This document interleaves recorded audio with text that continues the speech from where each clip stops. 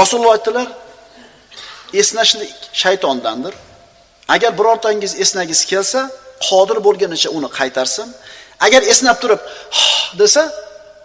ha desa, shayton undan kuladi dedi. Esnash agar yana ovoz bo'ladigan bo'lsa, bu juda ham xunuk ko'rinish. Bunday qilishlik musulmonga to'g'ri kelmaydi. Ayrim odamlar namozda turib esnaydi, eslaganda ham ovozi bilan esnaydi.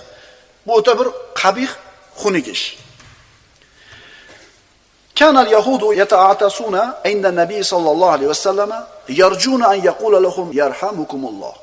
Yahudilar payg'ambarimiz sollallohu alayhi vasallam oldiga kelib turib, aks urishib, alhamdulillah deyishardi-da. Rasulullohni ularga yarhamukumulloh, Alloh sizlarni rahmat qilsin deyishini umid qilishar edi. Chunki Rasulullohning so'zi birodarlar duo, ijobat u.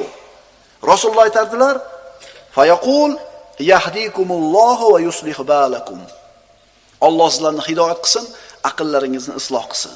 Qarang, bilishadi Rasulullohni haqiqiy payg'ambar ekanligini.